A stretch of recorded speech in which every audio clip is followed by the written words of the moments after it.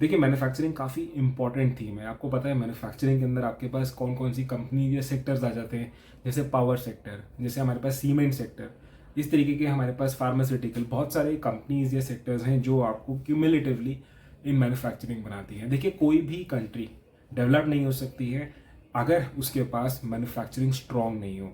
China का भी आप एग्जांपल देखेंगे तो only and only because of majorly अगर हम देखेंगे that was the manufacturing sector, जिसकी वजह से चाइना ने काफ़ी बढ़िया हाइपर ग्रोथ सेक्टर में था वो लेट 90s की अगर हम बात करें। इंडिया के अंदर भी अगर आप देखेंगे रिसेंटली जो जीडीपी का ग्रोथ का डेटा आया है जिसके अंदर काफ़ी बुलिश हैं लोग, एंड दैट इज़ वो इसलिए है क्योंकि मैन्युफैक्चरिंग ने काफ़ी ज़्यादा गेन किया है। नाउ जैसे मैंने आपको बताया इसके अंदर काफ़ी सारे सेक्टर्स कवर होते हैं हमारे पास, और क्योंकि इतना ज़्यादा लास्ट के 3-4 ईयर्स के अंदर मैन्युफैक्चरिंग में थोड़ा सा काफ़ी अच्छा ग्रोथ आना स्टार्ट हो गया इसके अंदर, इसीलिए काफ़ी सारे फंड हाउसेज जो हैं एनएफओज लेके लॉन्च किया था अपने मैन्युफैक्चरिंग थीम के ऊपर। आईसीआईसीआई का जो हम आज अपना मैन्युफैक्चरिंग फंड डिस्कस कर रहे हैं, ये थीमेटिक फंड काफ़ी पुराना है। इस थीम के अंदर यही फंड है जिसने ऑलमोस्ट 5 ईयर्स कंप्लीट किए हैं, इसलिए हम इस फंड को थोड़ा डिटेल में डिस्कस करेंगे। देखिए, अगर हम फंड को डिस्कस करें, अगर हम बात करें आज के टाइम पे, जैसे फॉर्मेशन मैंने आपको बताया ऑलमोस्ट 2018 में लॉन्च हुआ था। आज के टाइम पे इसका AUM is close to 3800 crore rupees का इसका एयूएम हो चुका है। अगर हम बात करें तो इसमें कोई लॉक इन पीरियड नहीं है। बेंचमार्क जो है वो आपके पास निफ्टी इंडिया मैन्युफैक्चरिंग हमारे पास ये हमारा बेंचमार्क बन जाता है ना। अगर हम बात करें, देखिए एग्जिट लोड इसके अंदर सिर्फ 1% है ना। मेन चीज़ हो जाती है अगर हम देखते हैं कि हमारे पास कौन से इसके अंदर किस तरीके का डाइवर्सिफिकेशन हुआ है, यानी कि हमारे पास इसके अंदर large caps, mid caps and small caps का क्या रेशो आता है। तो देखिए, अगर हम देखें तो लार्जली अगर हम देखेंगे तो लार्ज कैप के अंदर almost close to 48%, mid cap के अंदर close to 32% and small cap is 12%। तो एक तरीके का हम ये समझ सकते हैं कि इसके अंदर आपका फ्लेक्सी कैप की तरीके से आपका तीनों ही आपके पास जितनी मार्केट कैपिटलाइजेशन होती है उसके अंदर आपको रिप्रेजेंटेशन मिली हुई हैं। हम ये नहीं बोल सकते हैं कि ये टोटली लार्ज कैप या मिड कैप या स्मॉल कैप का फंड है। इन अ वे ये काइंड ऑफ मल्टी कैप हो जाता है, लाइक फ्लेक्सी कैप हो जाता है, जिसके अंदर आपको तीनों सेक्टर या आप बोल सकते हैं तीनों जो आपकी मार्केट कैप होती हैं उसके अंदर आपको एक्सपोजर मिल रहा है।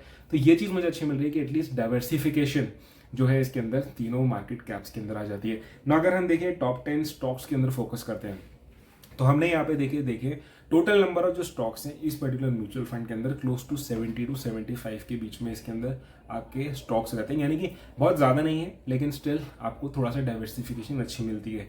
अगर टॉप 10 स्टॉक्स देख लेते हैं, देखिए टॉप 10 स्टॉक्स इसलिए देख रहे हैं क्योंकि क्लोज टू इन जो हमारे पास टॉप 10 स्टॉक्स हैं इन्हीं की वेटेज ऑलमोस्ट 40 to 45% है इस पर्टिकुलर म्यूचुअल फंड के अंदर।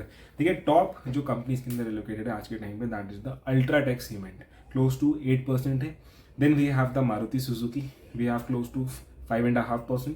We have L&T 5.5%। ये सारी हम ऑलमोस्ट हमारे पास निफ्टी 50 की कंपनीज है। Then we have Sun Pharma again आपको 3.5%। वी हैव सीमेंस इंडिया जो कैपिटल गुड्स की कंपनी है, आपको पता है, close to 3.5%. Then we have GSW Steel, we have Reliance Industries, we have Cummins India, Bharat earth movers limited, Aurobindo pharma. तो आप देख सकते हैं इसके अंदर आपको टॉप 10 के अंदर फार्मास्यूटिकल कंपनीज हैं, आपके पास मेटल जैसे स्टील कंपनीज हैं, रिलायंस आपको हम बोल सकते हैं ऑयल की, आपके पास एनर्जी की कंपनी है, जैसे हमने L&T जो आपको पता है इंफ्रास्ट्रक्चर रिलेटेड कंपनीज है। तो आपको इन सारे सेक्टर्स का एक्सपोजर मिल जाता है। और आपको पता है कि अभी अगर गवर्नमेंट ऑफ कोर्स जैसे आपको पता है कि वापस मेजॉरिटी में आ रही है, तो अगेन जो इंफ्रास्ट्रक्चर पे फोकस काफ़ी ज़्यादा इंपॉर्टेंट हो जाएगा। आने वाले जो हमारे पास डिकेड है उसके अंदर manufacturing can play a very very big role. Now मैंने क्या किया है यहाँ पे अपना कंपैरिजन किया है। नाउ देखिए, मैं आपको एक चीज़ बताता हूँ, अगर हम रिटर्न्स पे आने से पहले थोड़ा सा बैक जाते हैं तो देखिए आपको जनरली थीमेटिक फंड्स के अंदर इन्वेस्ट करने के लिए ज़्यादा लोग आपको ज़्यादा नहीं बोलेंगे, क्योंकि थीमेटिक फंड्स जो होते हैं थोड़े से ज़्यादा कंसंट्रेटेड हो जाते हैं। आपको एक ही सेक्टर के अंदर आपको जो है पूरी इन्वेस्टमेंट कर रहे हैं।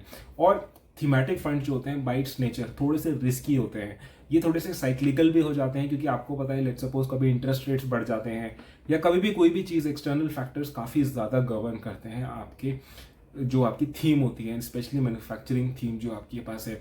कोई टैक्सेशन फॉर एग्जांपल बढ़ जाता है तो अगेन आपकी पूरी थीम आपकी डिस्टर्ब हो सकती है और आपके रिटर्न हिल सकते हैं। इसीलिए कभी भी कोई आपको एडवाइस देगा, मोस्टली जो म्यूचुअल फंड एडवाइजर्स होते हैं वो बोलते हैं कि आपको थीमेटिक फंड, चाहे वो कोई सी भी थीम में हो, नॉट जस्ट की मैन्युफैक्चरिंग बट कोई सी भी थीम में हो, उससे पहले आपको अपने जो नॉर्मल पैसिव फंड्स या large cap, mid cap, small caps, उनमें एक्सपोजर लेना चाहिए।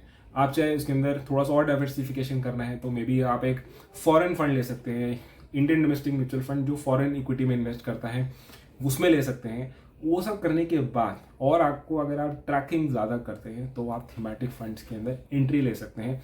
देखिए अभी के टाइम पे बहुत स्पेक्टेकुलर रिटर्न्स आए, नो डाउट, क्योंकि मैन्युफैक्चरिंग थोड़ा सा फोकस रही है गवर्नमेंट की।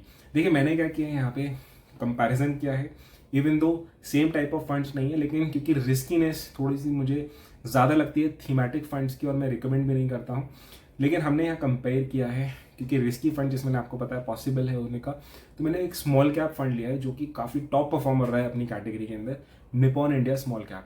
तो मैंने निपॉन इंडिया क्योंकि रिलेटिवली स्मॉल कैप कैटेगरी से है तो थोड़ा सा आपको रिस्क फैक्टर बढ़ सकता है, तो मैंने 1 ईयर एंड 5 ईयर्स के रिटर्न्स का कंपैरिजन किया है। देखिए पॉइंट टू पॉइंट रिटर्न्स है यहाँ पे, अगर आप 5 ईयर्स के यानी कि लॉन्ग टर्म के रिटर्न्स देखते हैं तो आपके स्मॉल कैप के अंदर बेटर रिटर्न्स आ रहे हैं। देखिए और मैंने 1 ईयर का जब देखा तो मार्जिनली आप देखेंगे यहाँ पे आपके जो थीमेटिक फंड है मैन्युफैक्चरिंग फंड उसके रिटर्न्स बेटर आ रहे हैं।